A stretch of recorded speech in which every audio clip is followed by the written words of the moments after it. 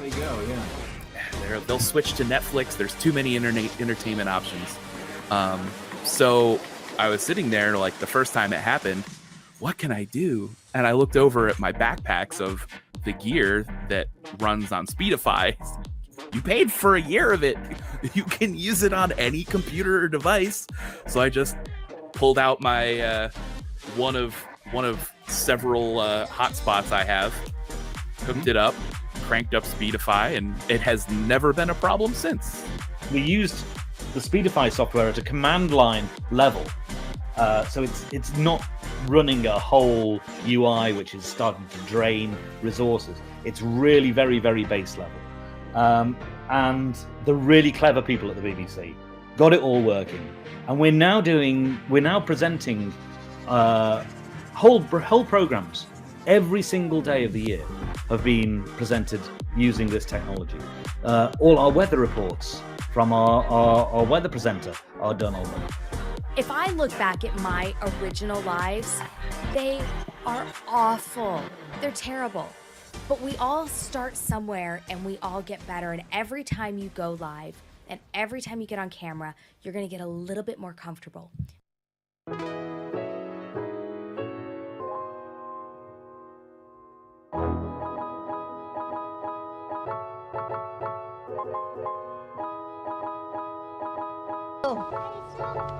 You saw part of Really? it? Cool. Nice.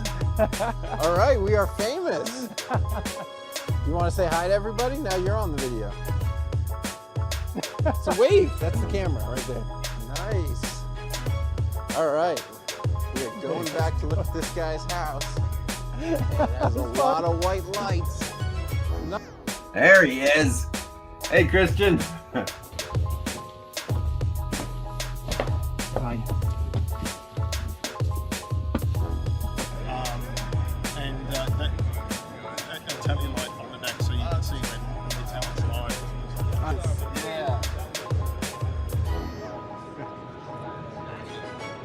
Nice. Yeah, so these lights do have RGB mixing, so if you want to do each color, you can mix them independently. Within the app, there are a couple features, and I'll just go show you this.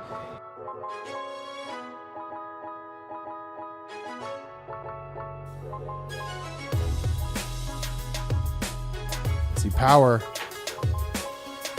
There we go. Woo! Oh my God, it's beautiful. Is just building budget aesthetic gaming PCs, and I have my studio here now, so we've graduated away from the basement of my house and whatnot. Also, I would say streaming kept me from going completely insane when I was in that hotel room for 2 weeks when I first got to Australia. So raising awareness is really going to help break that stigma. We definitely have a stigma in our society where it's, not okay for folks to be open about their medical conditions. It's kind of seen as shameful. All of us have these amazing cameras, Apple, Samsung, Google. We have customers come in all the time who say, oh, I watched this stream and I came in from out of town and I knew we had to stop here. We build custom PCs for a lot of content creators, gamers, you name it, businesses, colleges, esports. And then I do a lot of thought leadership talking and trying to educate the industry on the value of techifying, as I call it, their events, and been doing that for a long time. The first 2 years of live streaming was actually just myself. I was kind of acting as a community manager. You know what? I never used to think that people wanted to cared about what I wanted to say, but now I actually, I'm like, you know what? I care. I care, Gina. You've got to put it out there. You've just got to put it out there, and someone will listen. I used to actually be solely mobile, so I used to teach people how to edit using KineMaster, which is just a mobile app. Really, really cool app. I love the process of both. I love the editing process, the scripting process, and things like that of recorded videos, but nothing for me also beats the buzz that you get from pressing the go live button.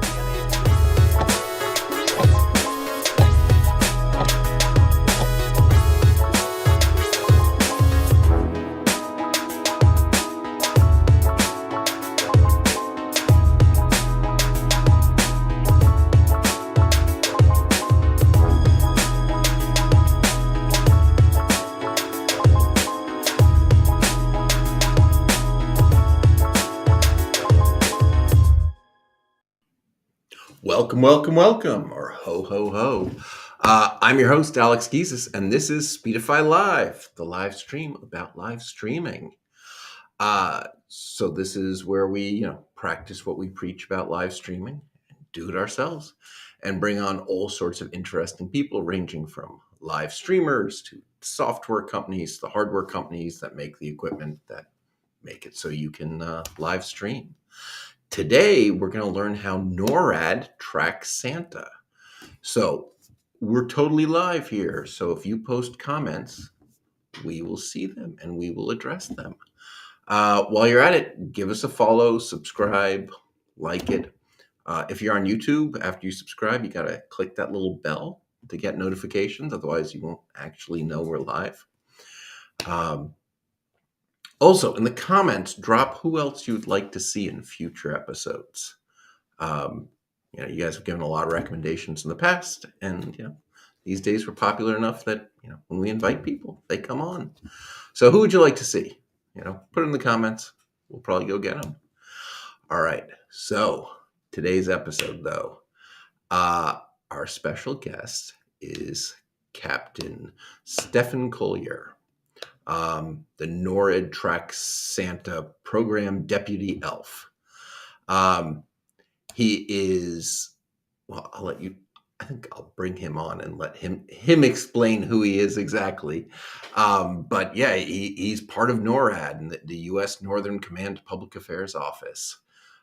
So these are the guys who actually track Santa Claus on New Year's Eve.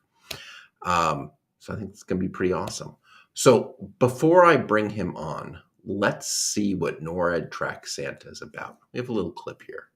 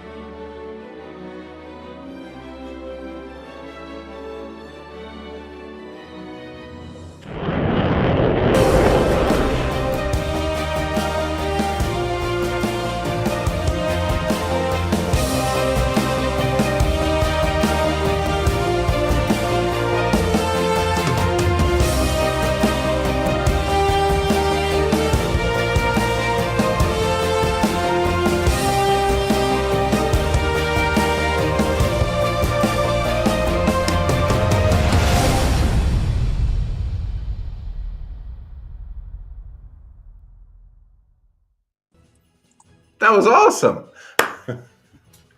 All right. I love F-22s. I love the Afterburner. I'm a little biased because I'm on the Air Force side of things, but yeah, never gets old. So. Well, it is great to meet you, and it's nice to have you here on Speedify Live. How have you been? Alex, we're doing good. We're ramping up for December 24th. We'll be kicking off our operations. This is as we've done this is now the 67th year for NORAD Track Santa, and we will kick it off at 4 a.m. We'll start tracking him. Now, why 4 a.m.? Generally, based on all those years of all that information we've got of how long that we've tracked Santa, we know generally that tends to be about the time that he will pop up on our radar and our satellites. And I'm sure you've got a few different questions on how all that works, and be more than happy to answer those today. But we're doing good, The 4 a.m. Colorado time? Yeah, good. That's a very good point. In Mountain Time. Mm-hmm. Right. All right. So before we jump into the whole NORAD thing, can you tell us a little bit about yourself? Sure. Yeah. So I'm Captain Steve Collier. I am a public affairs officer. I've been in the Air Force now for 19 years. I started off many moons ago in 2003 as a military journalist. I was a sports editor at my first installation. And just over time, I've had different opportunities that have presented itself, and had an opportunity to go to officer school and become a public affairs officer. Really love what I do. It's taken me all around the globe. I've been involved anywhere from Hurricane Katrina response in 2005. If you recall, the earthquake that hit Haiti in 2010 involved in that response. Numerous wildland fires. That's always been kind of my niche where I've been involved in. And I've absolutely loved it. It's taken me so many wonderful places. I've met so many outstanding people. And the cool thing about my job, obviously I'm a little bit biased, but I get to kind of do everyone else's job in the military and get to experience what they do. So I've been very, very blessed on that. Married, 2 kids, live actually here in Denver, just up the road from Peterson Space Force Base, where we're calling you from. And so it's by Colorado Springs, is that right? yeah, we're about an hour north. Mm-hmm. Oh, okay. All right, good. Nice. So how long have you been working on the Santa tracker? Sure. So, Alex, we had an opportunity to chat before the stream started, and I'd mentioned that I'm an Air Force reservist, so I'm a part-time military member now. But I started getting involved probably in about October timeframe, chatting with the shop here, and they're like, "Hey, I could really use they could really use your assistance if you'd be willing to come in." I was like, "Yeah, sure." I worked that with my full-time job, and I was able to take some time off, and so I've been full-time in this seat as the deputy program manager, because everyone has to have a title in the military. And that was about mid-November I came on board. And so working a lot of the logistics to make sure that we've got the correct amount of manpower, and then all the different partners that we have that support the program. So it's been great. So how high does the Santa tracker chain of command go? You said you're a deputy director. Is there a director above you, and Sure. So that who's in charge, or is there more levels above? So in this capacity, I work with a gentleman. His name's Lieutenant Sean Carter, and he's the full-time, the active duty guy here, and he takes care of that position as he and essentially does a lot of this coordination almost year-round. And this is the largest community relations program that the Department of Defense has. It's just become that large and robust over time. And like we were chatting about before the interview, I mean, there's so many people that we come across that either volunteer to take part in the program, or this has become a holiday tradition for them. This is what they do. They will get on after maybe Christmas Eve dinner, and they'll get onto the website, or get on the app, or they'll make the call to our operations center. And hey, where's Santa? And that gives the family an opportunity to, get the little ones to bed and shuffle them off. So because no one wants to miss Santa coming in their house.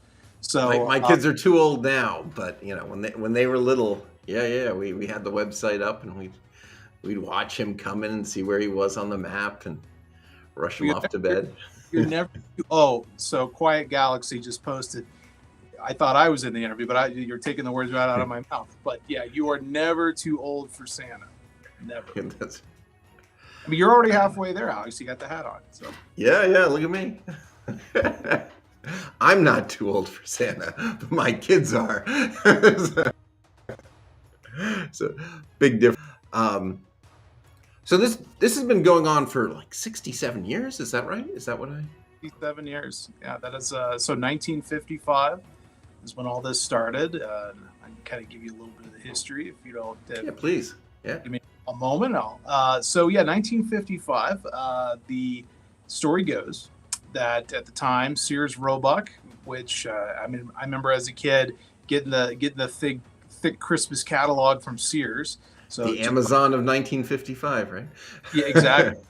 And they were putting out advertisements, and they had misprinted the number for the call to talk to Santa, and that number just happened to be misprinted to what was called CONAD, and that was the Continental North American Defense Command at the time, and it went directly to the Ops Center, and that's normally the place that you get the call of, hey, we're tracking bombers inbound, we're tracking potential intercontinental ballistic missiles launching. So you get this call, and it was to a gentleman named Colonel Shoup, and Colonel Shoup. I've been told a couple different translation of his name. And first he thinks it's a prank. Someone's pranking us, right? But then come to find out, yeah, no, this kid is on. He's calling, wants to talk to Santa, and so he played right along. And then after that, he hung up. And pretty much from what I've been told, because even though that we have history, some of this has become lore over time. But pretty much told everyone on the operations floor, listen, if you get a call, play along. And that was the beginning of NORAD Track Santa. And so since then, and then several years later, after NORAD stood up and assumed the mission of CONAD, it has been maintained ever since, and the tradition lives on. Nice. So when did it become a internet thing with a website and video and all that? Sure. So that was an upgrade kind of in the mid 2000s. So just like most websites back then, kind of a rudimentary site. But over time, through our partners, some of our partners are Microsoft, Amazon Web Service, and then of course the games came on board just a few years ago. And Jingo is the entity that helps us out with those. It's become more robust over time, much more interactive, which is great because if you can't get instant access to a phone, you can just go on the website, or you can download the app and you can see exactly where Santa is in real time, based on the data that we're pulling in. Nice. So just a reminder to all of you, we are live here with Captain Collier from NORAD, talking about the Santa Tracker. So if you post comments, we see them. So we'll put them on. All right. So the tracking. So what do you use to track Santa? List of questions I've been given. Sure, yeah. Well, and everything that we use is exactly what we use every day of the year to keep North America safe. And so we use 3 different types of platforms. So we have our satellites, which are for our early detection systems. We have our radar network of radar systems. So maybe you've seen in popular culture movies things about the radar tracking stations around Alaska and around Canada, and then of course we have our interceptor aircraft as well. And so, like I said, based on the data that we've got over the several years, once we pick up a heat detection coming out of the North Pole area, that is Rudolph's red nose. So the heat that Rudolph generates from his red nose is enough to allow our tracking satellites overhead that are in geosynchronous orbits to lock onto it and give us an accurate pinpoint precision of where that heat signature is coming from. And based on that data, we generally see that Santa will depart and go along the international date line and just start making his way west.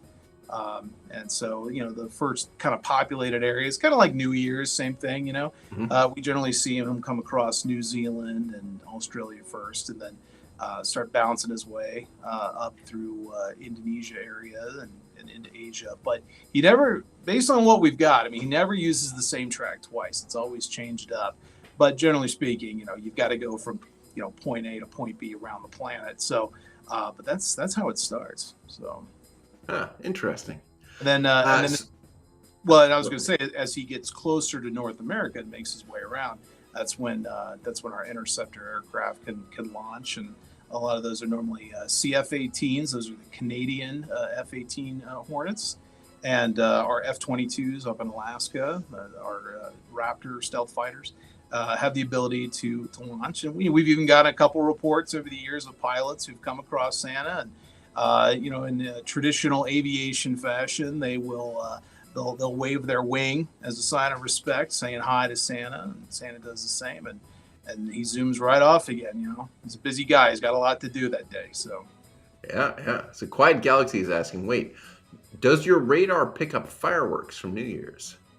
I don't believe so. Assume they're too low, right? I don't think the fireworks put off the same heat signature that Rudolph's nose does. So. I do. But then again, I'm not an expert on radar, right, and its exact power. So,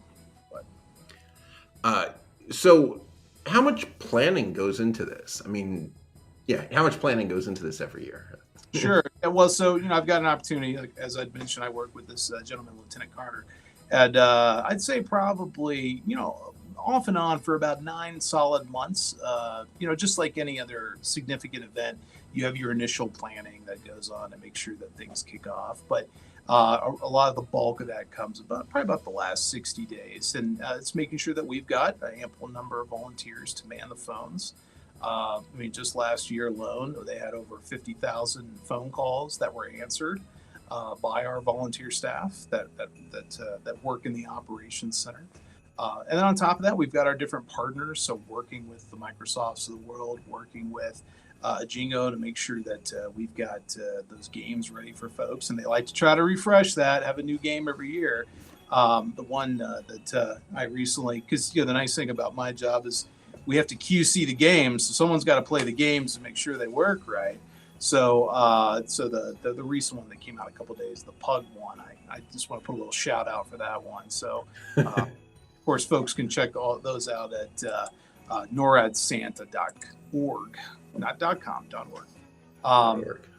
We'll post that in the comments. Make sure. Sure. So yeah, it's a funny thing. I guess the Jingo and the Microsoft people must work all summer on the Christmas stuff to make sure it's ready, right? Well, yeah, that's generally about so that's when you have to do it, right? You can't do it 60 days before. Or what? Exactly, right. And and the beautiful thing about this is all donated time and effort and support. These organizations, they love partnering with it, and everyone I talk to, because we've got folks that are not only within NORAD and Northcom, but individuals who are stationed here at Peterson Space Force Base.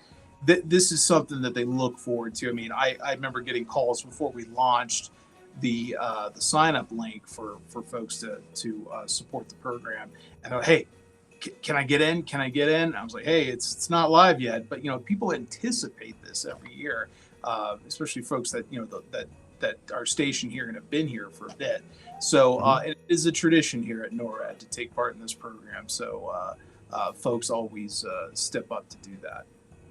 But yeah, a lot of that planning starts in the summer, so that we make sure that the world is ready to track Santa right along with us.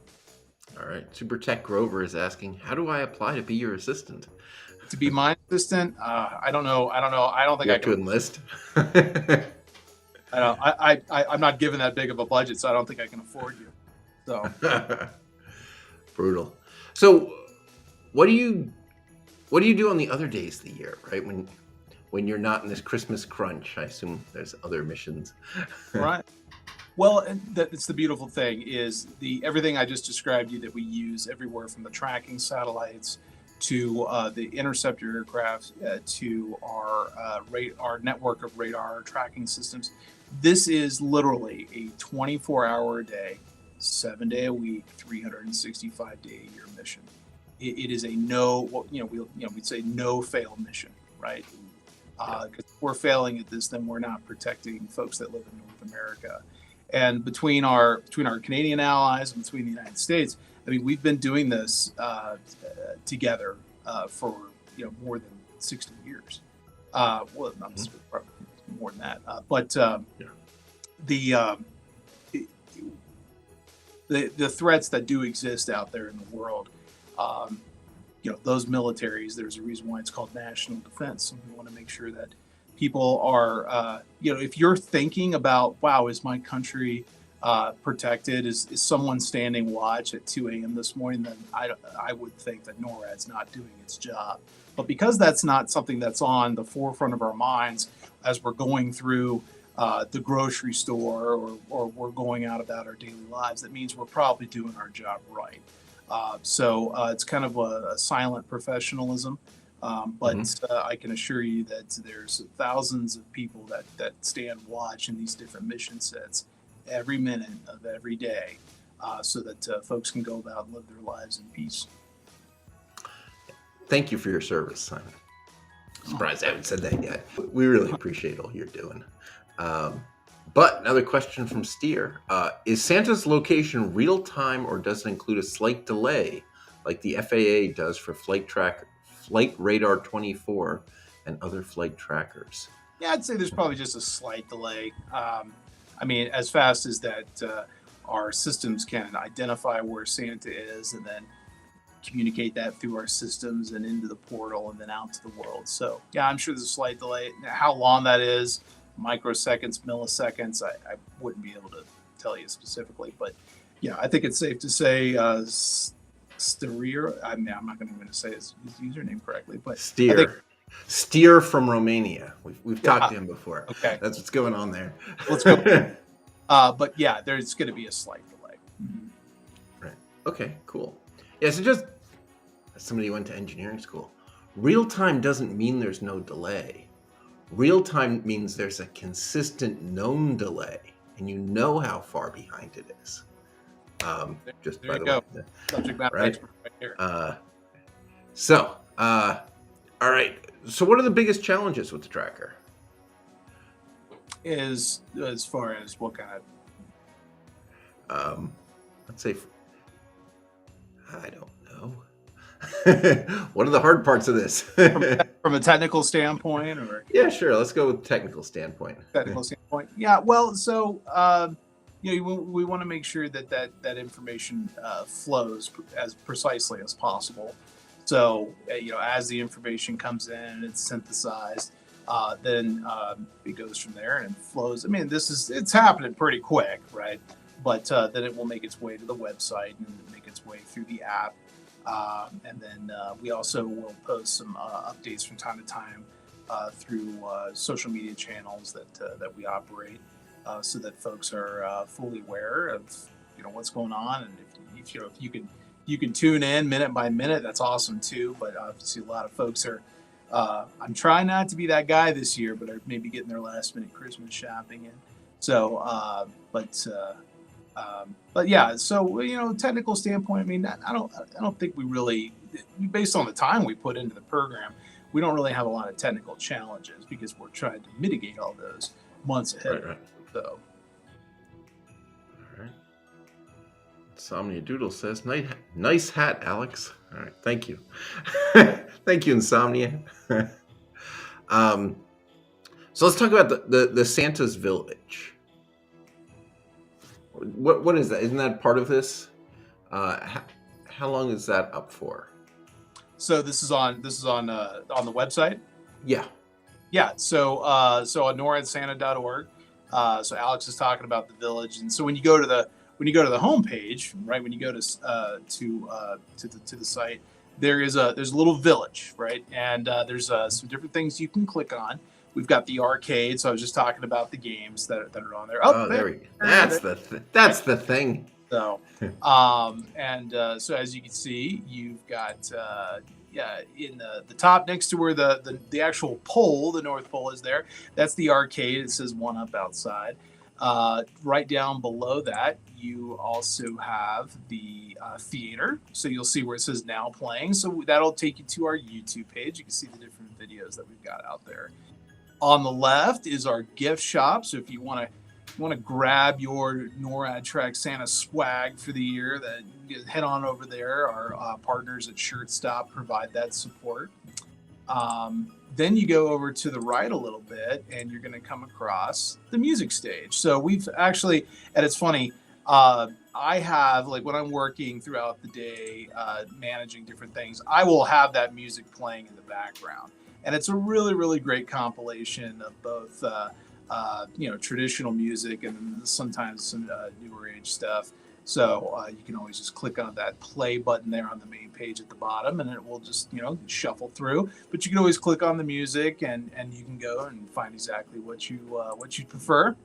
Then there's the library. So there's so many different traditions with the holiday season, with Christmas, or with Hanukkah, Kwanzaa, all kinds of different ways that people celebrate the holidays this time of year across the world. So the library kind of gives you a good sense of what's going on out there without having to Wikipedia every little thing that might be out there. So we've kind of put that together. Then of course you can see NORAD headquarters. So we've got our little history of the program page there, and then how we track Santa. And so you folks can always just click on that building. You've got the little radar dish on top, and then you can kind of check out all the historical background and see our sponsors. So nice.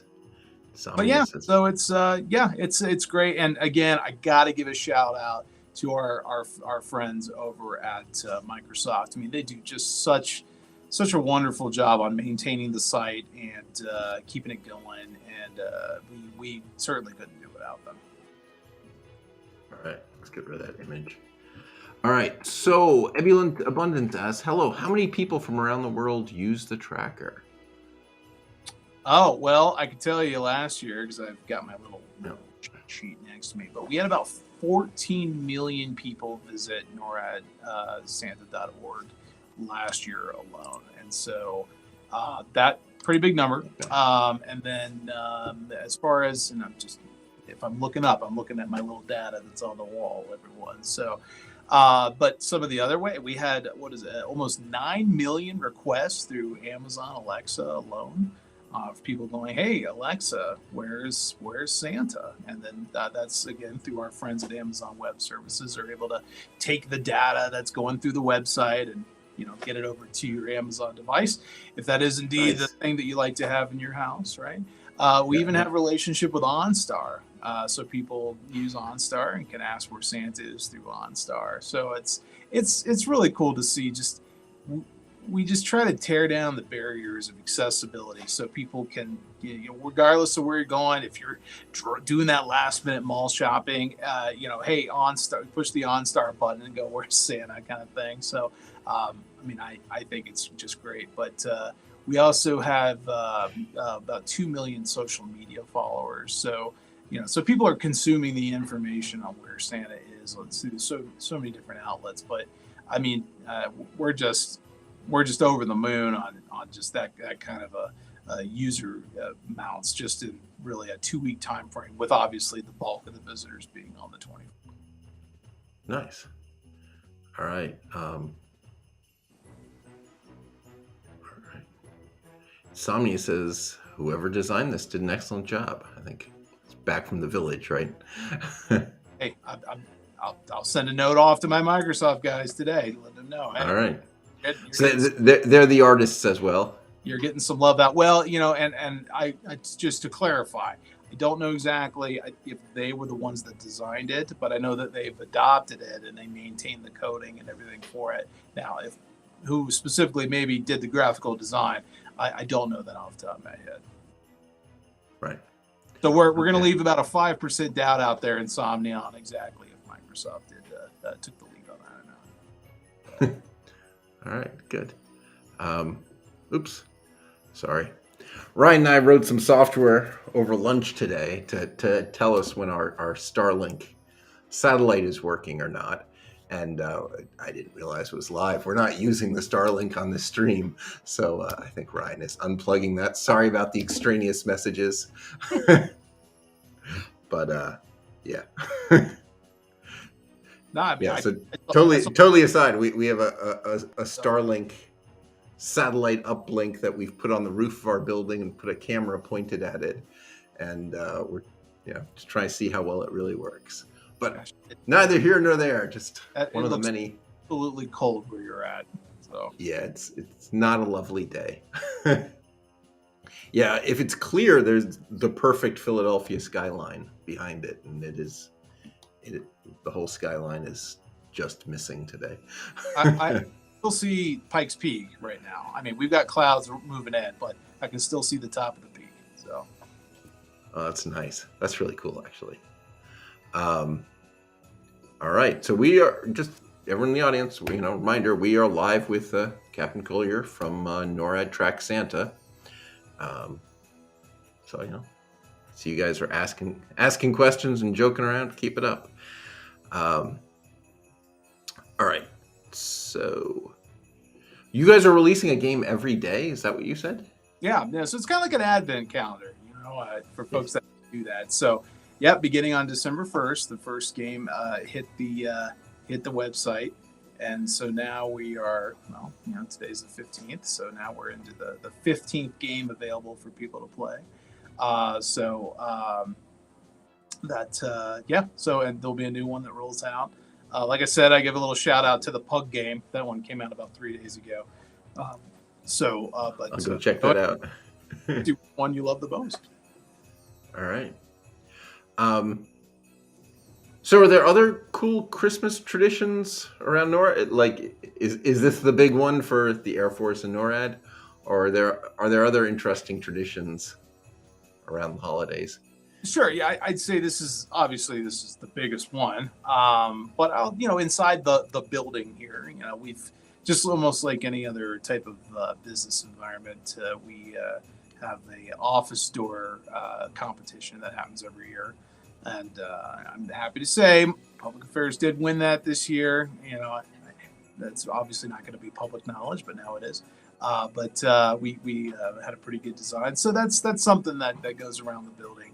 But I tell you, like I said, folks that just they're gearing up right there, right after Thanksgiving to go, okay, NORAD Track Santa, it's coming. I want to get in on it. And, for our different volunteer slots, we put it out there to see who wants to work which shift. They were gone in 72 hours. And we run shifts on the hour, every hour, and with approximately about 45 personnel per shift. So when you start doing those numbers and the fact that those positions went as quick as they did, it just, once again, just confirms just how much people look forward to this program, especially that are in this command. And how much they cherish it, because at this point, you're probably on your third, if not fourth generation of military personnel since 1955. And a lot of those folks, including myself, when they were kids, this was the thing, right? So, and sorry, I was just reading Quiet Galaxy's comment. That was funny. So folks just, they know how much they cherished it in their youth. And they want to keep the tradition alive. So, yeah. That's really good. That's great. So. All right. So we have some comments from YouTube. G. Hillerton. NORAD has always been ahead of new technologies. Are you using AI to track Santa right now? Any artificial intelligence? Yeah, I'm not familiar with any type of AI adopted. All the tracking's happening with, your traditional setups with, everywhere from using our satellite networks, not just communication satellites, but our satellite tracking systems, and of course our radar tracking abilities, and then those interceptor aircraft I talked about before. So all those things that obviously maybe AI could be incorporated at some point, but that is it is definitely done with humans day in and day out. 365 days a year that are manning these systems, and the same is true with December 24th and Tracking Santa. Nice. All right. Insomnia asks, what security clearance does Santa have at the U.S. Air Force? I know of no security clearance. So, Saint Nicholas, he's Turkish, right? NATO ally, but well, he's certainly magical, and so definitely like to emphasize though, we, as much as I like to joke about being, and Alex was referring, earlier as we were emailing and coordinating, setting up the interview. I always like to joke deputy senior elf, right?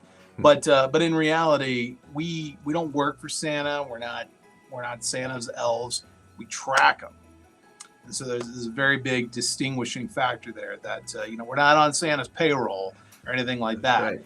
But we have a mutual respect for the man because he is a master aviator. He's clearly been doing this much longer than we have as far as the flying gigs going. But just being able to have the ability to track where he is and share that information with the world is a special thing that NORAD gets to do. So I don't know of any security clearances. If he has it, that's not to use the old Quiggism, but it's certainly out of my pay grade to know if he does or not. So.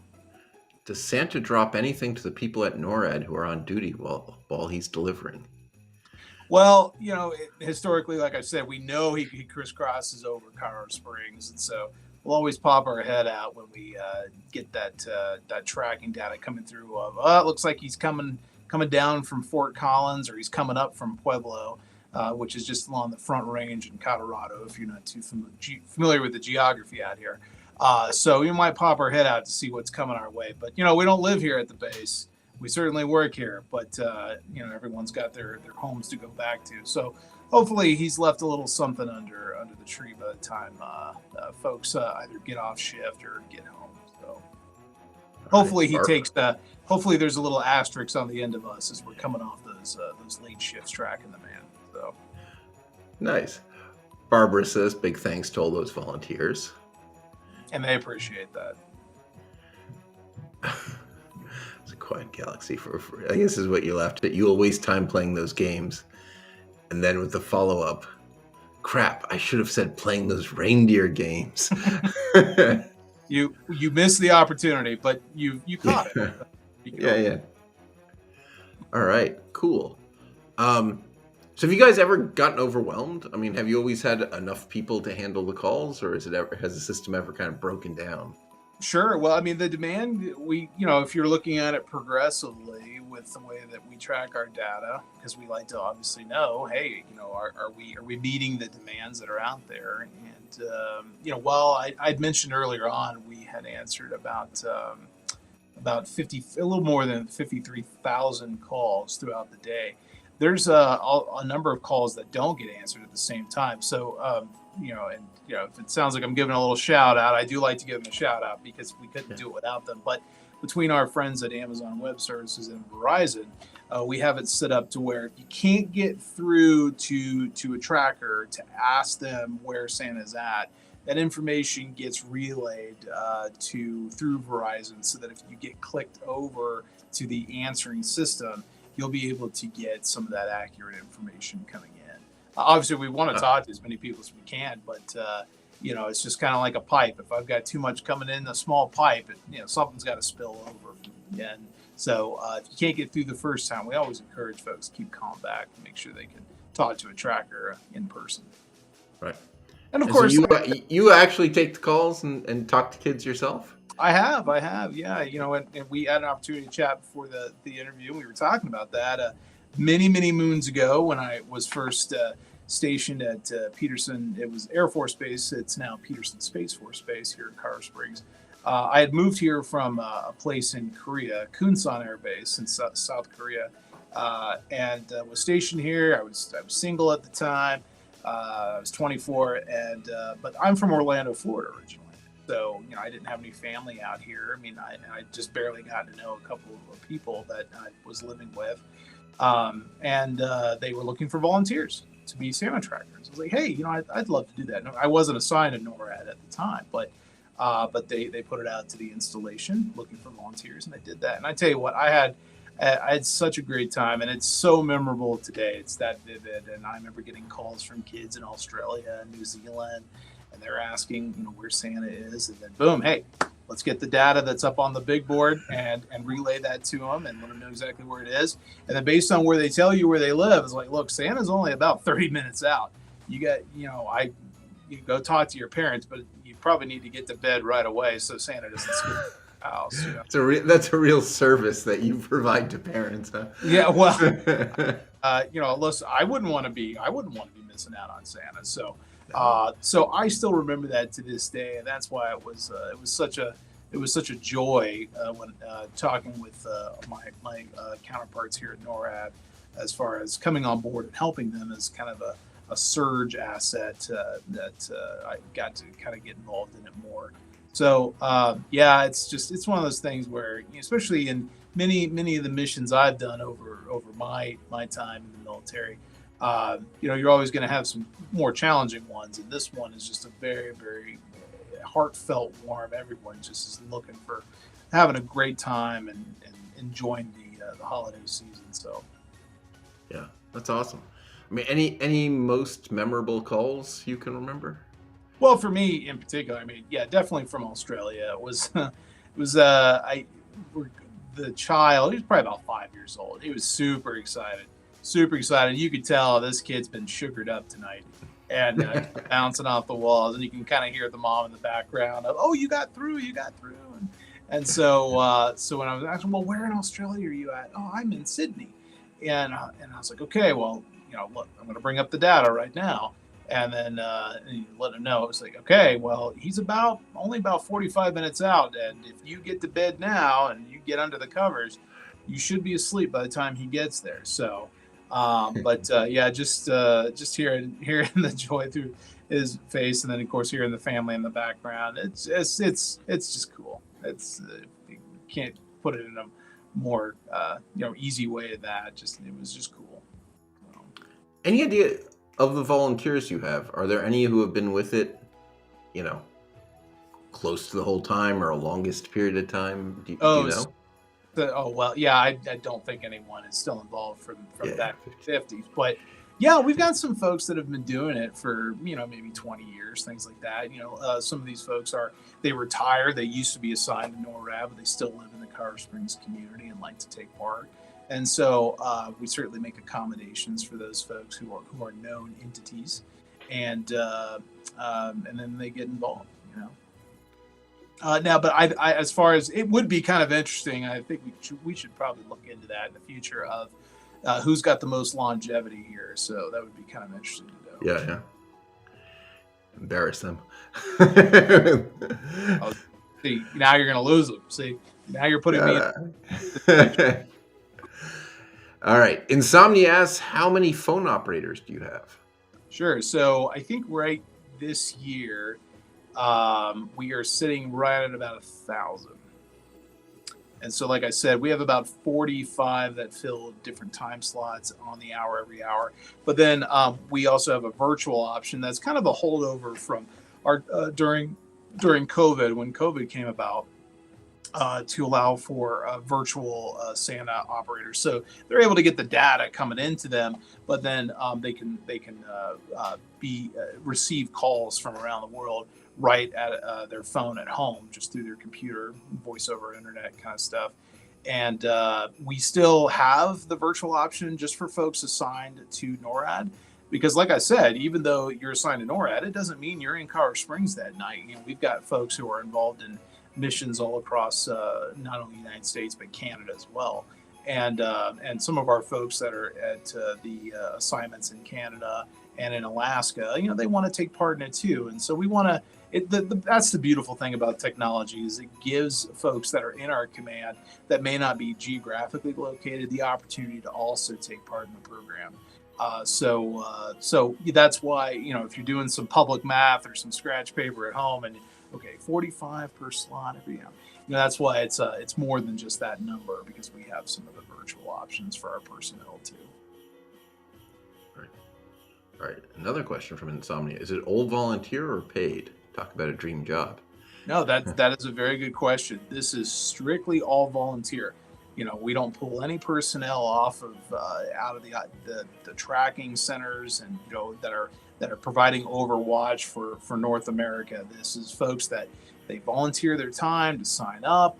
And you got to remember, this year it's Saturday. It's the 24th. It's the day before Christmas. Why would you want to go work when you can be with your family?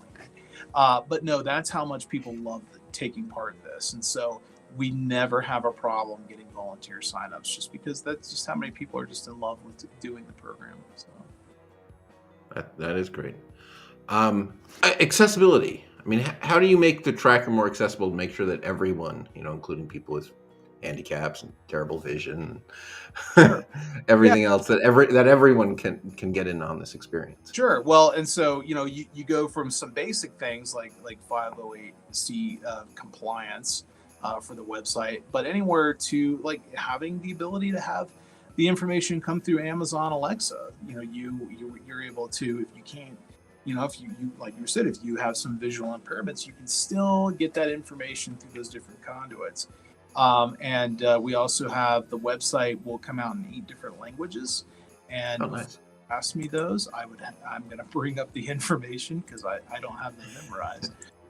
But those we have it in. We have it in Chinese. Obviously, it is in English, but got that right here. Surely Spanish. Yep, there it is. Yep, it comes in English, French, German, Italian, Japanese, Portuguese, and Spanish. And if we hopefully we are working to already have it available in Hangul, so for our Korean audience to review it, hopefully next year. That's something that's in the works. We constantly talk about making the information as accessible as possible.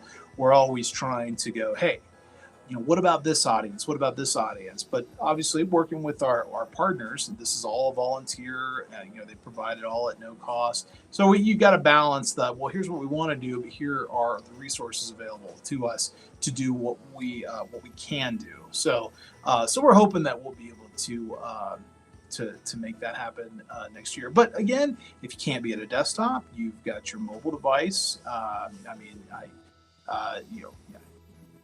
Are you an American without a mobile phone at this point, right? Kind of a thing. But I feel like most of us have it attached to the hip. So you're able to do it that way. Like I mentioned before, you got OnStar kind of stuff. So if that, I know that's a very, very small segment of folks. But we're constantly looking at ways to make it as accessible as possible. But at the very end of the day, the core element of the program is going to be the telephone.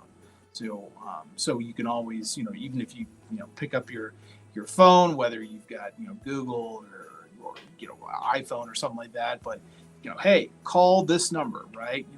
And then it'll take you right to us. So. All right. Somebody is asking, can anyone volunteer, or are there certain requirements you have to meet? I assume it's only active NORAD people, is that right? Sure. Well, yeah. So in the vast majority of cases, it's going to be military personnel who take part, or our DoD civilians and our contractors. Retirees also get involved, so retired military members. And then from time to time, we might have some special guests that take part. Last year, the First Lady of the United States chimed in as a Santa tracker, so we're able to get that information loaded over to the powers that be, so that they can take part in that for just a little bit. And then over the history of the program, there's been individuals that of that type of stature involved. So whether it's the Secretary of Defense, Secretary of the Air Force, or the different service branches, or things like that. So nice. That's actually really great. And yeah, I agree. I love that retirees can get involved. Well, and the thing, Insomnia makes a good point on the retiree thing. You got to remember, there are folks who, in a lot of cases, this might be their last duty assignment, being assigned to NORAD. And so they retire. And a lot of times folks retire right here in Colorado Springs. That's still an extended NORAD family. You might leave and you might retire, but the memories never go away. And so we know people, how special this is to them. And so we try to make sure that there are volunteer positions available so that they can still take part in the magic and be part of our Santa Tracker family, even after their time in the military. Right. So is the call line English only, or do you do other languages? No, we do have some volunteers that are multilingual. I know that we've got some of our volunteers off the top of my head, because I've been coordinated with them. French, German, especially, we get calls from, areas in and around Quebec and that portion of Canada, which is a bit more French speaking anyways. But of course, calls from, France in and of itself.